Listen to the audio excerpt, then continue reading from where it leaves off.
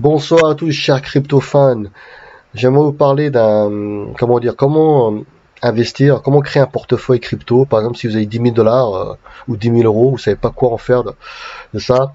Bon, je suis pas conseiller financier, c'est un portefeuille de démo pour vous donner une idée. Après, c'est à vous de faire vos propres choix, hein. Voilà. Alors, moi, je mettrais 20% en Bitcoin. Alors, le problème Bitcoin, si vous démarrez maintenant, vous avez un Bitcoin à 60 000 $, ce qui est quand même élevé. Donc la probabilité de chute, il est quand même forte. Et peut-être attendre une correction, ça je sais pas. On peut pas savoir, ça peut monter à 70 ou bien chuter à 50, ça je sais pas. Mais à long terme, je pense qu'il est intéressant d'avoir du Bitcoin.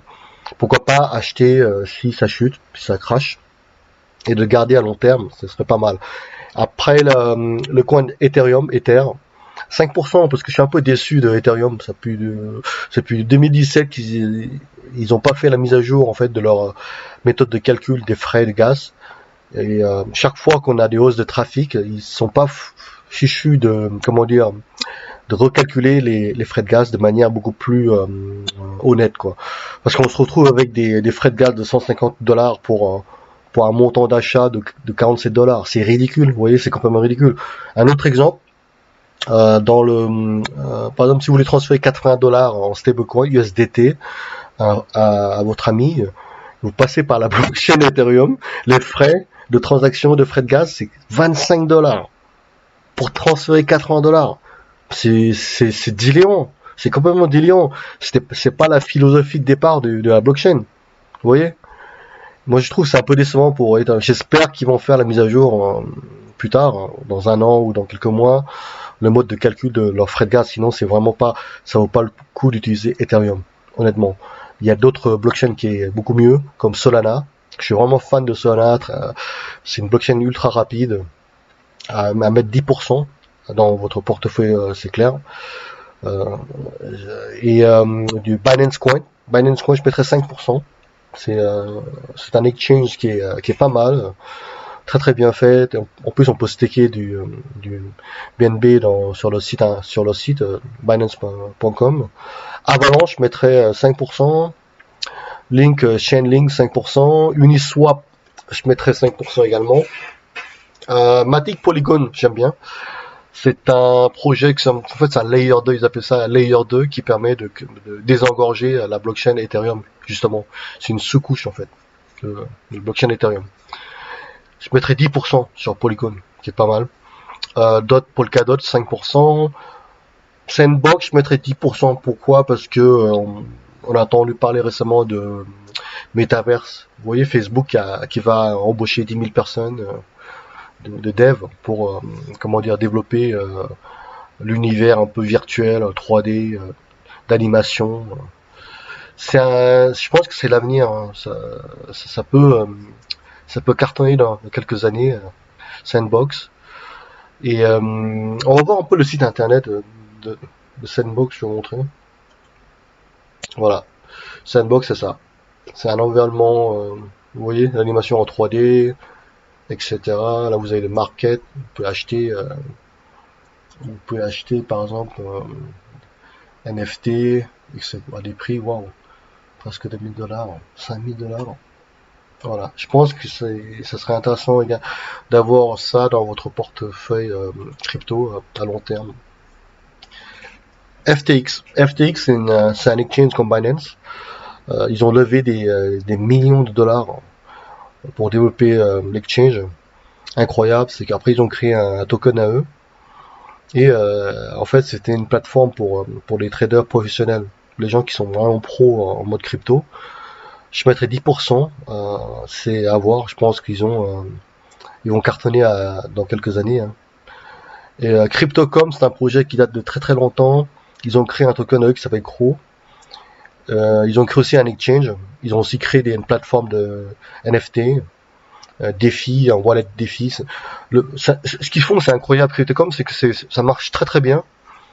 Et grâce à leur application, vous pouvez acheter facilement et vendre des cryptos. Également staker, faire du staking en fait, ils appellent ça.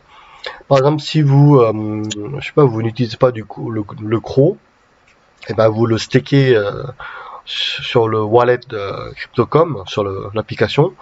En fait, vous prêtez le CRO à quelqu'un, en fait, voilà, c'est ça. En échange, il vous rémunère à 6%, ce qui est pas mal, 6% d'intérêt l'année. Et voilà, ça fait 100%. Donc pour 10 000 $, 10 000 euros, voilà, vous voyez, vous pouvez créer quand même un portefeuille long terme comme ça. Et bon, c'est sûr que si vous démarrez maintenant, tout a augmenté, tout est tellement cher en ce moment. Il est quand même peut-être intéressant, pourquoi pas d'acheter si ça crache, quoi. Souvent les gens ont peur d'acheter quand le marché crache. Le problème c'est je sais pas quand ça va cracher. Donc ça peut encore monter, etc. Mais si vous gardez les coins à long terme pour 5 ans, 10 ans, pourquoi pas acheter chaque mois 50 $ par-ci par-là, 10 $ chaque mois en fait. Augmenter en fait le nombre de cryptos en fait. Et donc je vais parler de deux projets là. Là c'est plus un pari, un pari vraiment à long terme sur Shiba. Shiba parce que ça devient sérieux. Hein. Ça commence à être, je sais que Coinbase Pro a listé Shiba. Ils ont une armée d'influenceurs sur Twitter, impressionnant. Il y a une communauté énorme de Shiba. Même si bon, ils ont démarré avec un peu le surnom shitcoin, mais quand même, ça devient vraiment sérieux, je pense. Et ça, c'est un pari risqué, très très très risqué, Shiba, mais à long terme. Pourquoi pas racheter tous les mois pour 50 $, 20 $ tous les mois Shiba, ou à chaque fois que ça crache, on racheter. Mais ça, c'est vraiment pour les gens qui sont, comment dire, qui aiment le risque en fait, qui aiment le risque à long terme. Et si vous avez du Shiba par exemple dans Crypto.com, vous pouvez le staker à 3% quand même. Donc 3% l'année. Hein. Et un autre projet qu'on avait déjà parlé dans la vidéo précédente, Sologenix, ce sera aussi un pari. Il y a un risque hein, parce qu'on ne sait pas. Peut-être que le projet va cartonner ou bien le projet va couler.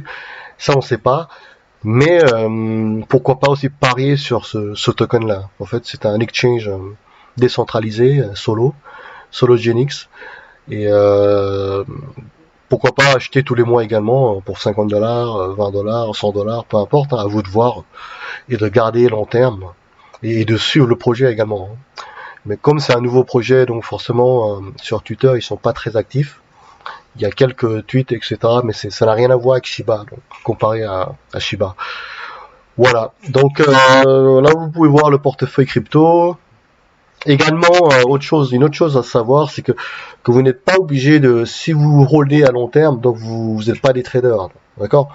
Vous n'êtes pas là pour acheter, vendre et faire du trading. Vous le gardez sur plusieurs années. La beauté maintenant en 2021, c'est que vous pouvez staker. Faire du staking, prêter vos coins et ça vous rapporte des intérêts. Pour le Bitcoin, c'est quand même 6% l'année. Vous voyez. Et l'Ethereum 5%, 5.35. Solana c'est entre 5 à 8% l'année. Binance Coin c'est 16 à 27. Avalanche c'est 7 à 10%. Chainlink 3%. Uniswap 2.5. Polygon 8.99. Mais je sais que dans Crypto.com, ils proposent 12%, il me semble. Hein. Il me semble ça à revérifier. Polkadot, c'est 8.86%. 25% pour, vous voyez, Sandbox. FTX, c'est 28% à 34% l'année. Crypto.com, Crow, 6% l'année. Alors pour les stablecoins, je pense que c'est quand même important d'avoir des stablecoins. Parce que, vous voyez, l'euro que vous gardez en banque et le dollar que vous gardez en banque ne vous rapporte pas d'intérêt. Donc, pour moi, ça n'a aucun intérêt de laisser de l'euro ou bien de dollar en banque. D'accord? Parce que les banques, en fait, utilisent votre argent pour placer à la bourse. Donc, une fois que vous déposez votre euro en banque, ce n'est plus à vous, en fait. D'accord? Légalement, c'est à la banque. La banque a une créance envers vous.